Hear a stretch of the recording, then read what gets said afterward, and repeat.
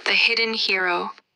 In a quiet suburban neighborhood of a bustling American city, an elderly black woman named Miriam Jenkins lived alone in a small yet well-kept home.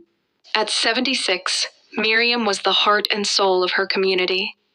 Her wrinkled hands had once held the tools of a seamstress, but now she spent her days reading, tending to her garden, and volunteering at the local church. One crisp afternoon, as Miriam walked down the sidewalk, a group of young men members of a local racist gang spotted her. They had spent their days terrorizing vulnerable individuals, spouting hatred, and making their presence known through violence and intimidation. As they approached Miriam, their taunts began. "What's an old woman like you doing here?" One of them sneered. "Maybe we should teach her some respect," another mocked, stepping closer. Miriam, with her usual calm composure, didn't flinch.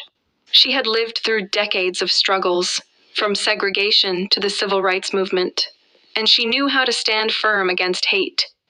But she also understood the power of words. Rather than responding with anger, she simply looked at them and said, "Do you know who I am?" The gang members stopped for a moment, confused. "What? You some kind of old witch?" One laughed. Miriam shook her head and, in a soft but firm voice, spoke again. "I am Miriam Jenkins, a freedom rider. I sat on buses where they told me I wasn't welcome. I marched with Dr. King, and I fought for the rights of people like you to even breathe freely in this country." The gang members were stunned. Miriam's words hit them harder than they could have ever expected.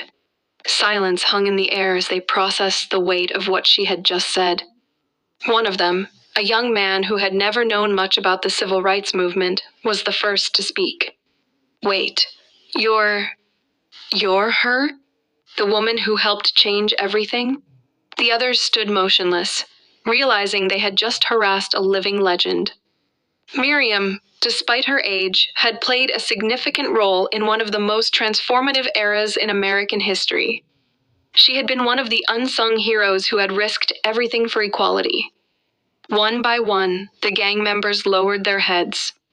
It wasn't fear that had overtaken them, but a sudden, profound realization.